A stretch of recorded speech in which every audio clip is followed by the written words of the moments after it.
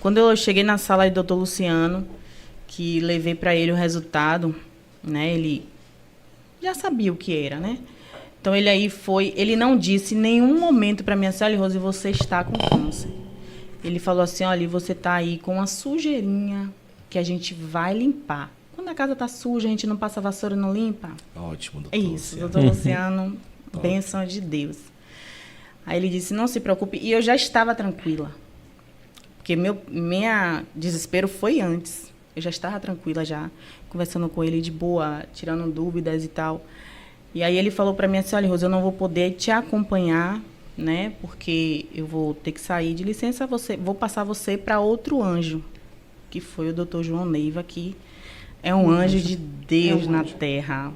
Bênção de Deus mesmo. Então, assim, ele passou para eu ir e ficou também outro resultado, né, da biópsia, que era para ver o estágio, para poder eu pegar. Então, quando eu fui para o doutor João, eu já levei os 2 resultados e lá tinha, né, que estava no estágio 2, não estava no estágio 3 ainda, estava no 2B, né, porque o 2A e 2B estava no B, mas, assim, o doutor João também me passou muita tranquilidade, né, disse para mim que eu ia fazer primeiro as sessões de químio, que foram 8. Quando eu fiz a retirada do pedaço, estava em 2. Foi 2 alguma coisa. 2,2 centímetros do tamanho do caroço. Quando eu cheguei no Dr. João, já estava em 9. Cresceu assim assustadoramente em um mês. Um mês.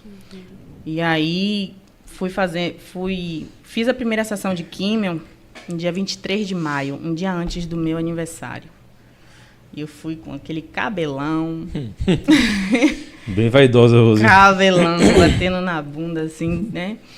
E quando eu sentei na sala, o enfermeiro veio, né? Vem conversar com a gente e ele falou a mim assim, a sua próxima sessão, daqui a 21 dias, você já vai vir sem cabelo. E eu me assustei, porque eu disse, já? Né? Porque eu achava que demorava muito, mas não. Aí o que foi que eu fiz? Eu, para não ter tanto baque para mim e para minha filha que estava pequena, eu cortei logo. Cortei ele, deixei bem baixinho. E aí foi caindo. Caindo. Quando fui fazer a segunda sessão, já estava mesmo sem cabelo nenhum. E o que mais, nesse processo todo, o que mais foi doloroso para mim foi contar a Riquelme. Né? Porque até então eu não tinha contado assim a todo mundo antes de fazer as químio, né? Que eu falei na igreja, antes de fazer a químio.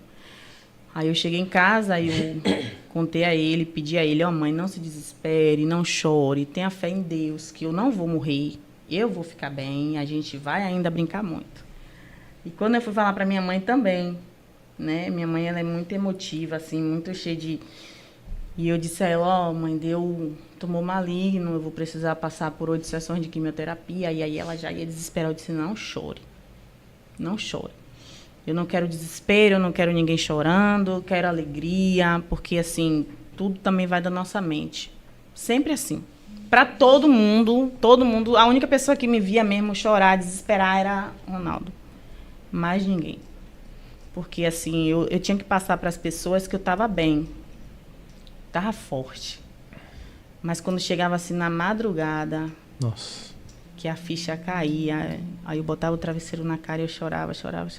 Teve medo, Rose? Muito medo. Da morte mesmo? Muito medo.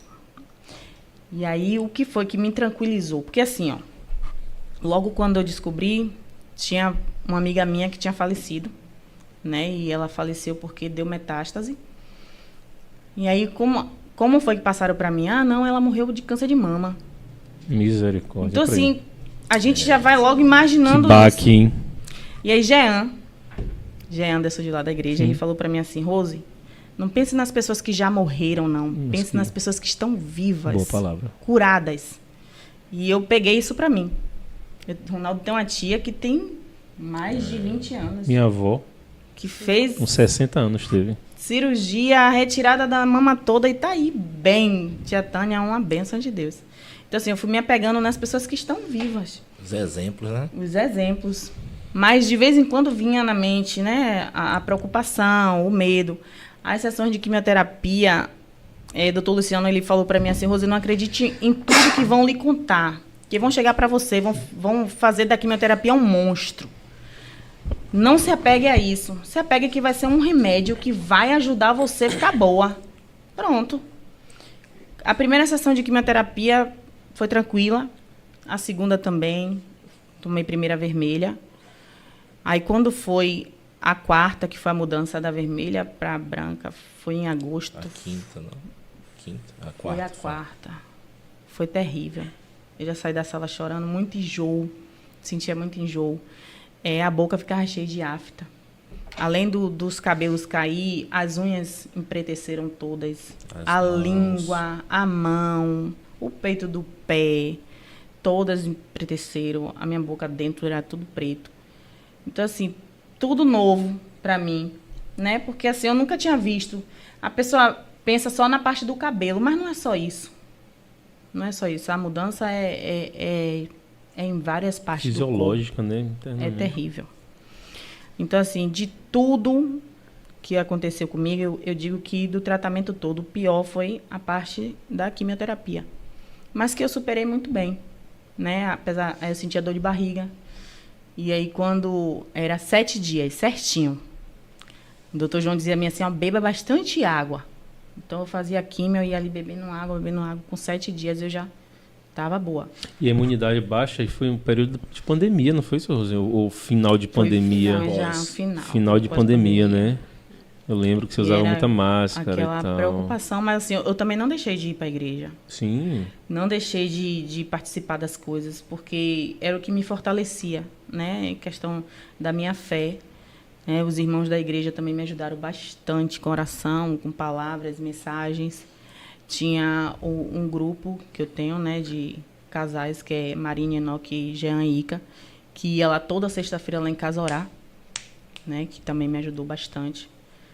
E participei de congresso de mulheres, careca. Foi, com o lencinho dela. Fui com a touca, mas aí chegou lá as palavras, eu disse, olha, eu não vou mais ficar com isso. Tirei a touca e foi, assim, uma bênção de Deus, porque pessoas que estavam ali, que não sabiam da minha situação, que quando me viram naquele estado, que vinha assim, oh, meu Deus do céu, você é uma superação pra gente, porque tem gente aqui que tá bem e não quer vir, não quer participar das coisas.